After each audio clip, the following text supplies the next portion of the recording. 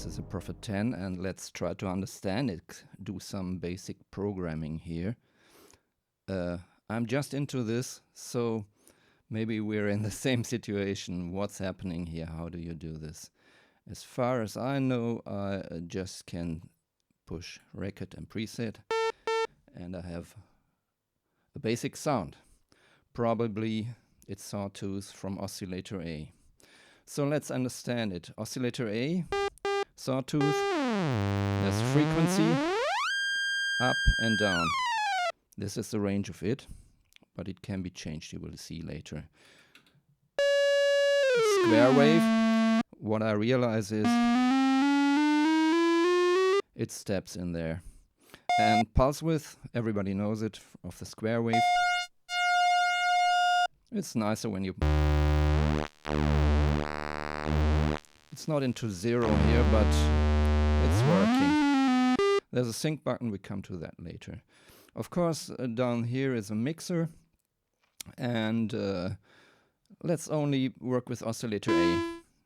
This is easy to understand, of course. And next thing is, do I have an amplifier on ADSR to manipulate this sound? Let's take the sawtooth again. So amplifier is over here, and it works like this. Release, decay,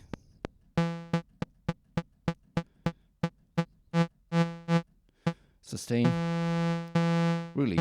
Well, this is easy to understand, but don't mistake me. This is quite much more complicated than I've thought. Okay, let's leave it like that. And put in oscillator B. That is what most people then do. Oh no, let's look into the filter here. How does it work on the sawtooth? First, what you have to know is there are different rev variations here. What you have to know is you can go backwards in time with this, and probably 1, 2 is the oldest ones you can have. And it makes quite a very subtle difference. It depends on how we work with the filters and the amplifier and with the polymorph. We come later to that. I found, and also resonance, you don't hear it immediately, but I would prefer the older versions, not the first one, but the second one might be the nicest ones if you want to have this original Prophet sound. The newer filter by Rossum is very sharp, and it's more modern type, which gives you more abilities as it comes to modern music. But let's listen to it. I put in the latest one. It's quite snappy, and the resonance is like that. And if I go back to the older versions, new, so you hear it's not that easy to understand how it's working, but we might get into that later on if you really have hear a difference. Of course, we have a filter ADSR here, and there can be an envelope amount. And then we have this attack, decay, sustain, release again.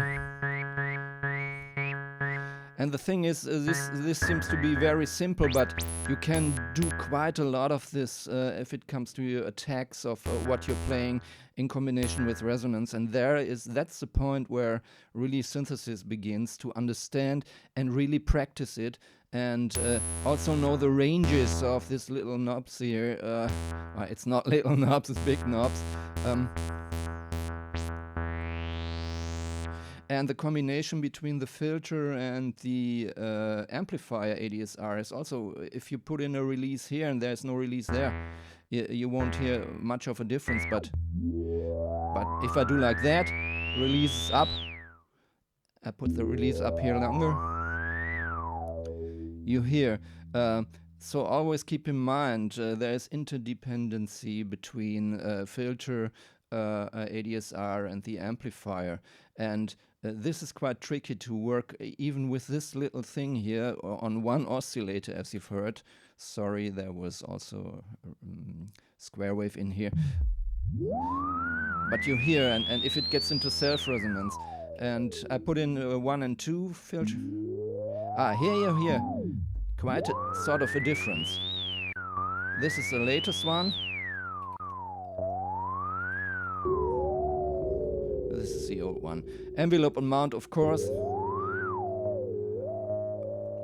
also seems to be very profane knob, but how much should the envelope affect the filter is really an issue.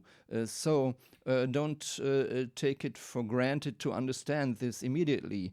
The layout is very clear, but to work with this, you really have to understand what's going on.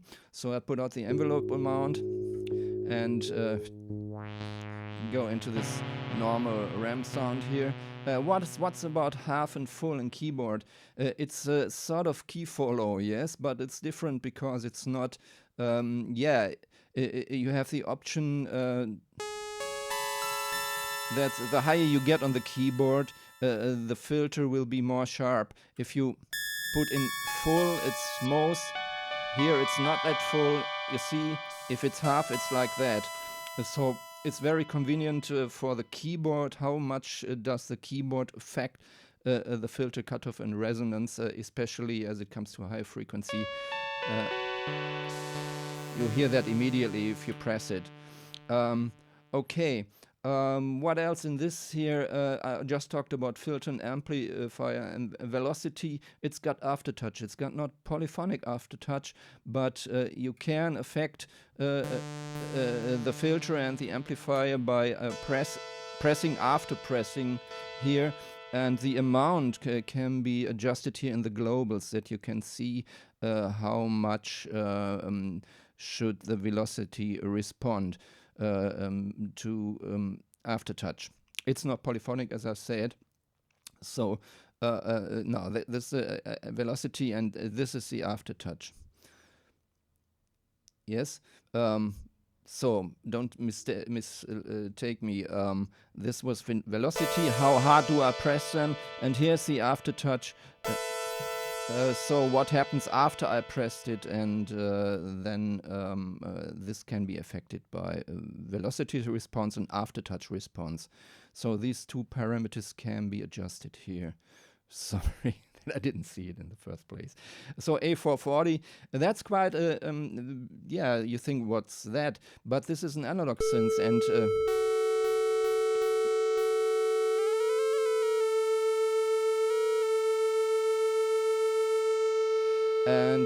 what I see here is oscillator A doesn't have a fine tune, yes. Oscillator B, we come to that now, has fine tuning. What every now and then happens is that this thing detunes a little bit. Then you press the tune button. This is one option. It takes a little time, and it's calibrating the whole thing. Many people forget about the modern pitch wheel. They also must be calibrated. In the manual on page 61, you see how it can be done. So if you got some issues with detuning, there's some forums out there who say, oh, it's detuning.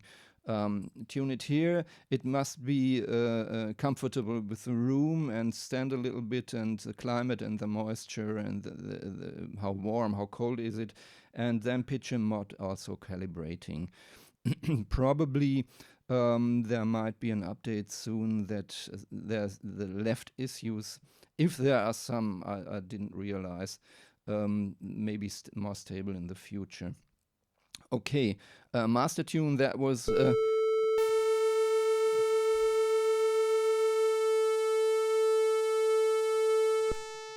that means to me that if oscillator A should be calibrated to A440 and it doesn't work with the frequency here, you take the master tune and adjust it. So master tune in the way is for me like a fine tune on the oscillator B here. Well, this is quite tricky to understand this. This is a release and hold. If I have a pedal adjusted, I say hold or release, and I can use the pedal to make this sustain thing. So all in all, we understood this, we understood the filter a little bit, and now let's go to the other oscillators. I put off on oscillator B, and there's no sound if it's not activated. So we got this ramp here again.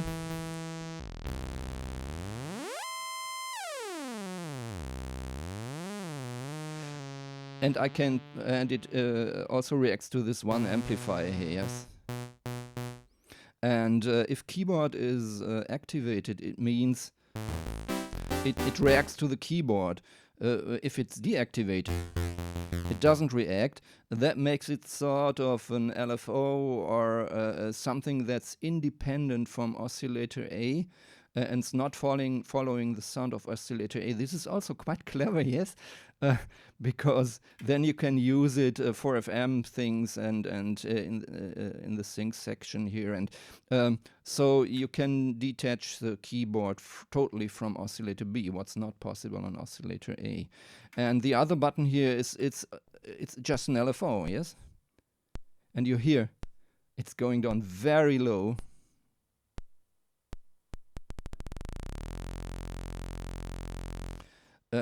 So you can way below tonality, you can use the LFO, oscillator B as an LFO. We're also gonna see that. The other things is there is also a sine wave here.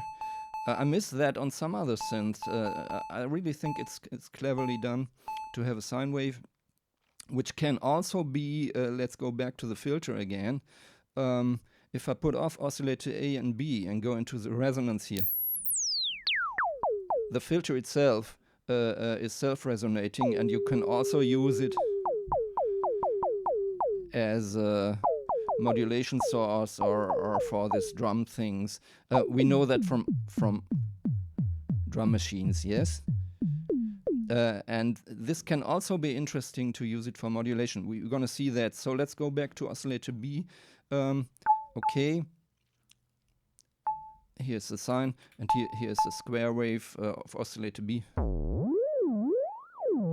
And like oscillator A, you can use them in a row. All together can be used.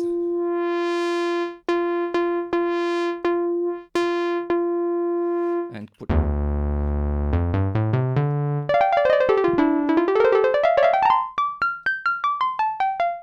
Well, that's not music, but let's get into more musical sounds. So, obviously, both oscillators can be tuned.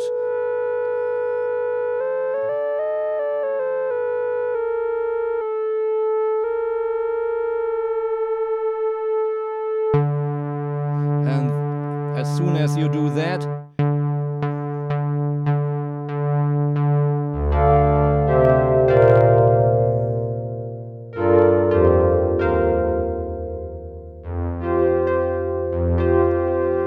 yes, and here it starts, yes, if I put on the envelope amount of a...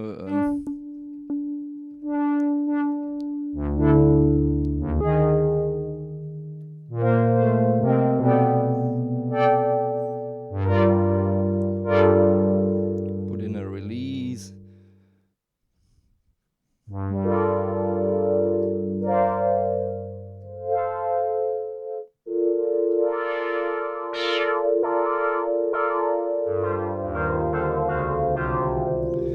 So, oscillator A and B can be handled like any two oscillators, of course. And oscillator B has also the ability, if you use square waves. I get out of the envelope here. Work with pulse width. And then you get into this little bit, I would say it's Moog territory.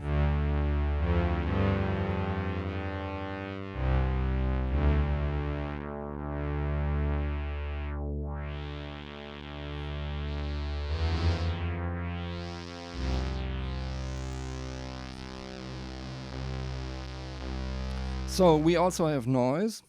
I put in noise to this sound.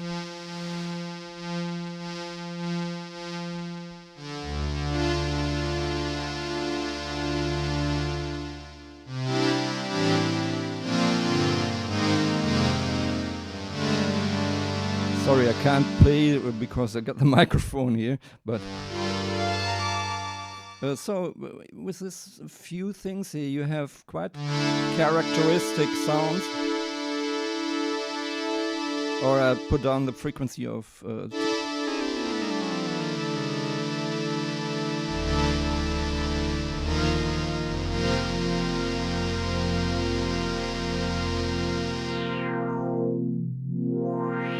and this is the point where the fun begins to me.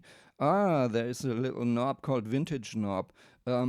Well, I told you about the filters. If you use the old filters, not the first one, it's not that interesting for me. But others will say, okay, I want this Prophet Rev4 sound, and vintage is a little bit this oscillator drift coming in it. You hear that? Extreme would be like that.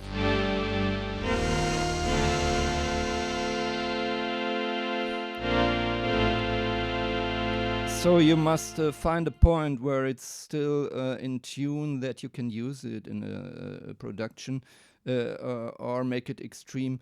But for all vintage fans, I think this combination is really a great idea. So we got this here now. Of course, we have a glide rate here.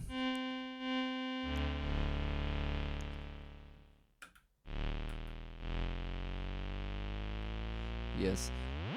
I don't have to show that. Everybody knows how it works. This is interesting if you get this Moog sort of solo sounds. And this can be done if you have... I go into the tech here now. Put off the glide.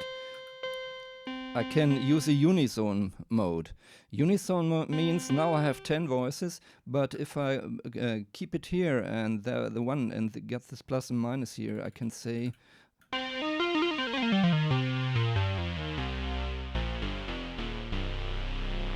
you hear it makes a lot of difference if you put in 8 or 10 voices on one key here.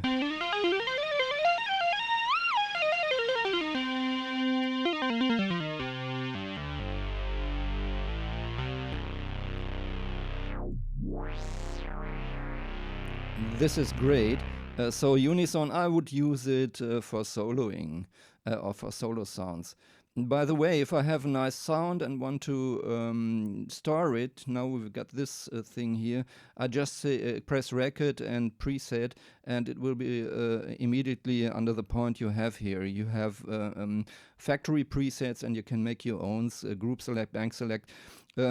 This is a little bit tricky that they got this groups and banks and sounds in the banks, and you must step through them. It's not like I press 2 buttons and have an immediate sound. You must a little bit, there's a little bit of thinking. That's not so super cool if you're live and want to go from 1 1 1 to 3 5 3 4 5 or something like that. Can be a little bit confusing. But anyway, that's how it was those days, and I prefer that the layout is like it was with the old Prophet 5. So what have we got here? This thing seems to be clear now, but now we come to what makes really the Prophet. I was a little bit disappointed when I've seen that. I thought, wow, this is a very simple synth and no second LFO, no third LFO, and what about a third oscillator? Where do all these sounds come from? So let's come to the point of polymod. Polymod is quite the invention. It's really tricky because when you see this, you think this is a very simple synth, only 2 oscillators and not 2 LFOs and so many things missing. Where do all these fantastic profit sounds come from? I would say they're coming from polymorph. So if I would say I use oscillator B to affect oscillator A in a modulation way, I put it into low frequency, for example, I say it should be sine wave, don't forget, it must be activated. And then I say in the polymorph section, frequency A should be affected. And then I put up oscillator B. And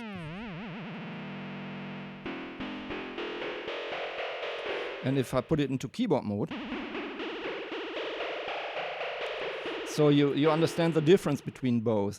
So this is quite tricky, and yes. The intensity could be adjusted here. And also that is like with the filters. How much do you use this? How intensive? Everybody thinks, oh, I press this knob and push it in. And in between, there are the sounds. And what I found, there are so many sweet spots in the synthesizer. So if I go into normal frequency,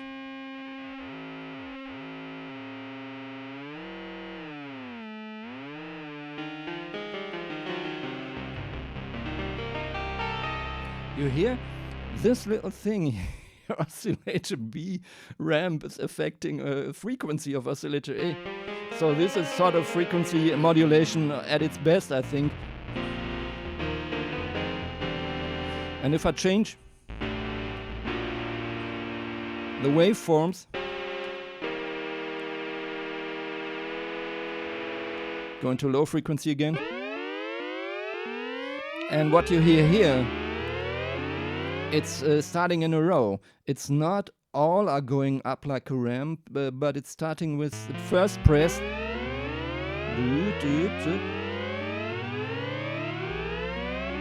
And this is also sort of a magic. You don't have this, I press all and all are affected. They are affected in a row. This makes sense when you're very subtly doing this polymorph thing or this filter envelope thing. So you can use this idea of polymorph, of course, on different things. So if I would say I still stay with oscillator B, I could affect the pulse width of A. So A is in square wave now. You hear? And this is so strong that it's now it's going through 0, yeah?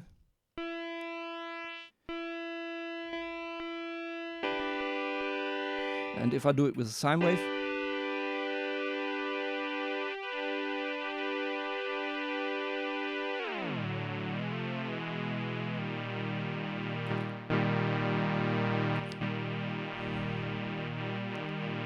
and up with the frequency. So this is pulse with a modulation. I go into,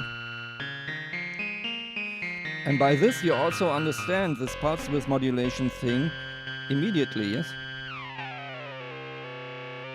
And here are the sweet spot things that are really...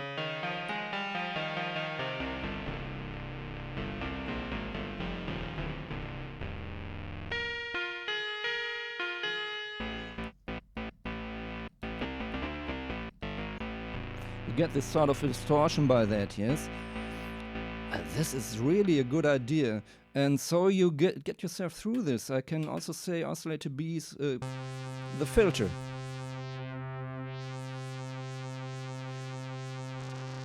So we got a filter modulation here.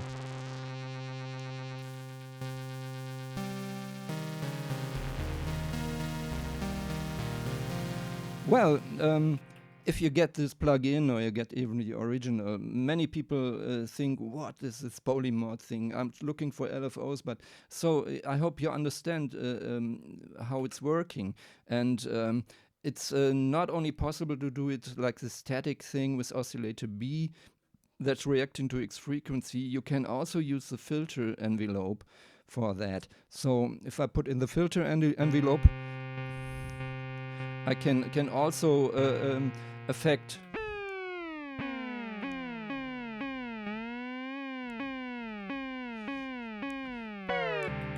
this can really make a sense as it comes to special sounds. Even the filter itself, but this is sort of thinking backwards, can be affected by this here, or the envelope amount. But I like it most on frequency A or pulse width A. Yes, there you can do something. Do something with it. You heard that? So it really takes some time that this is affecting it, and also I put it too highly up. Also, the mixture between how much do I use this knob and work with this knobs here to affect frequency A without oscillator B attached.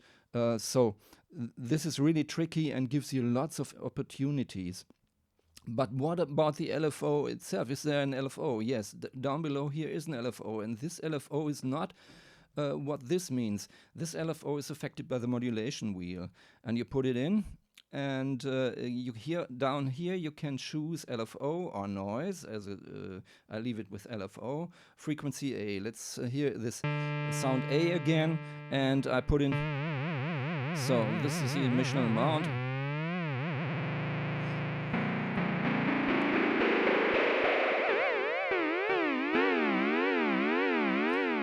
Or pulse width again.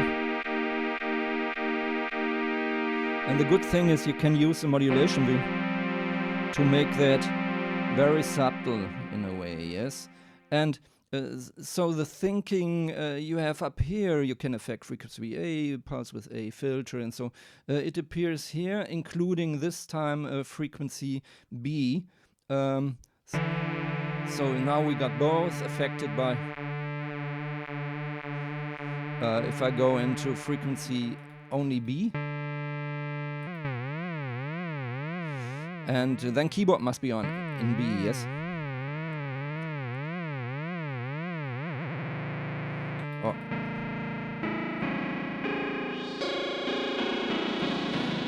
Then you get into this experimental thing.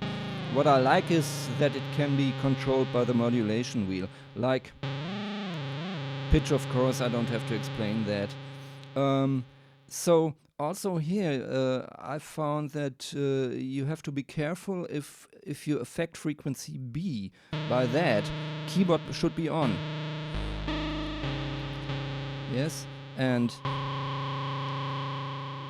what I didn't do, it should also have a sound. Now keyboard is off. You hear the sound of oscillator B is not changing in pitch, and now it's changing in pitch. Same thing with filtering.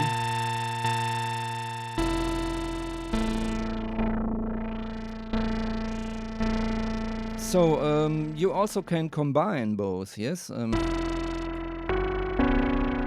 different waveforms who are working together on this. And also use polymod and use oscillator B.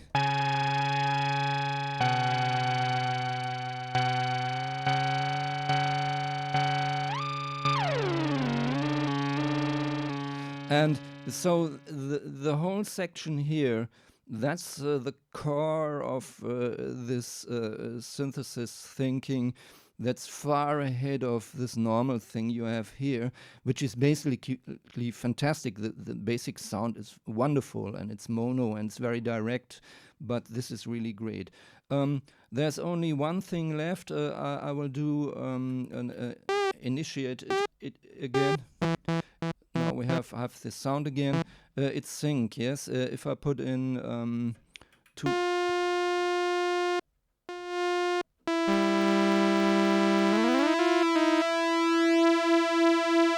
and I sync them.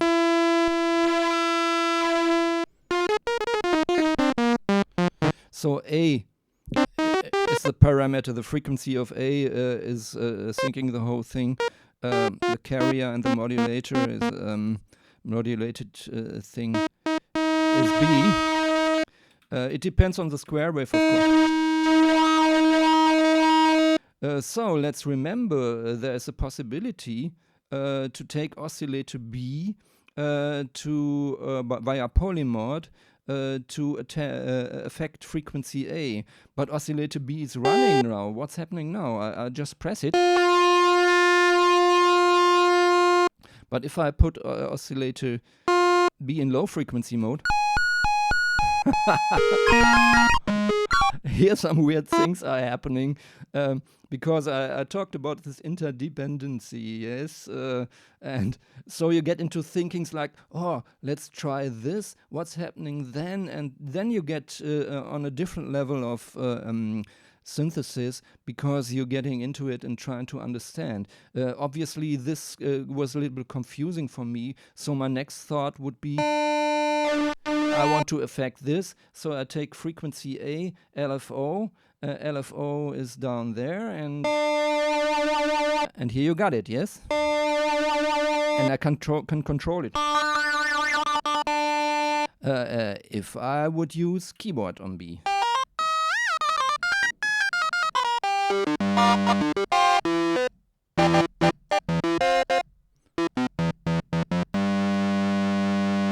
And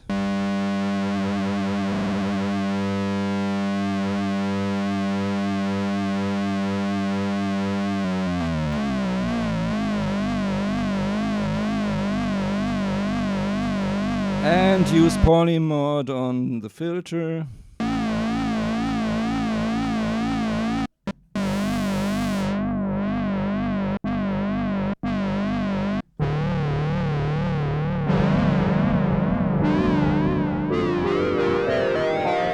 Put in noise. I also could use noise as a weird mod.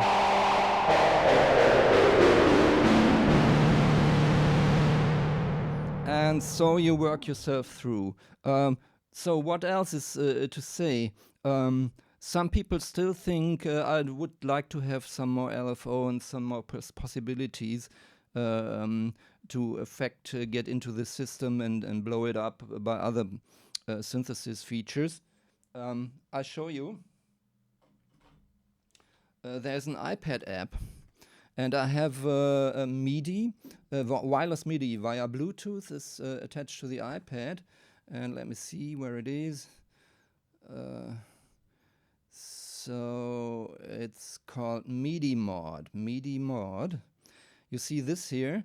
And you can link it via Bluetooth to the Bluetooth MIDI thing here. And then you have different LFOs, sync, an arpeggiator that's in the Rev4 here. You have an arpeggiator here. So even wireless, you can use it to affect more of these sounds. This is sort of a little tip, because there's a guy who's building hardware. You can order a hardware thing that's shaped like this with him. That does kind of the same like this, but it's not that powerful, but it's hardware, and it's nice that he does it, and I'm into hardware. So for people, and not me, because I like the original, who want to do more on this, this would be an idea. Use an iPad, take this app, it's called, let me see, a MIDI mod, yes, MIDI mod, and also has a panic button and some things that are not on here, and probably also something like a octave up and octave down, because I'm using also Moog a lot, and they have this octave button, and here I must do it by ear. And would have been nice to have an octave button, but would have been nice. Everybody's complaining what can be done. I think the best thing about it is it's hardware, it's Dave's baby. And the other Dave Rossum is involved with this. These are cool guys. And if you think about the times when this was invented, it was so cleverly done. I would say, I don't often use the word genius, but this is really genius, especially to invent something, or I don't know if it was there before, like this polymod. And as you've seen, when I do this, and I don't do this often, but you get into thinking, what can you do? And if I would do it much more, then you can go into directions where you would say, I do sounds I really...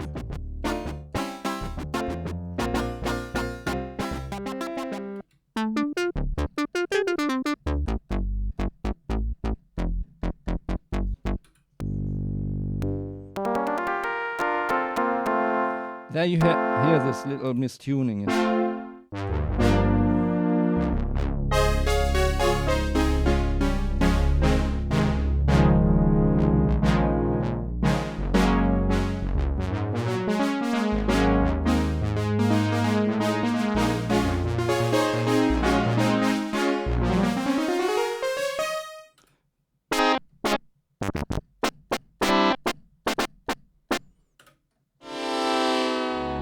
And so on. In another video I showed you how it's working with the GFI specular tempers or a good reverb.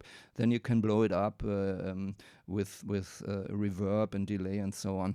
But to be honest, I love it like it is, and believe me, I have every synth here. I have the Moog 1, I have Matriarch, I will have the Oboe OBX when it comes out.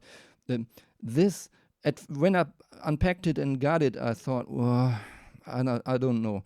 But I love it. I really love it. It's so nicely sounding and it's so different. And I forget about plugins and all these things. This is a real thing for me.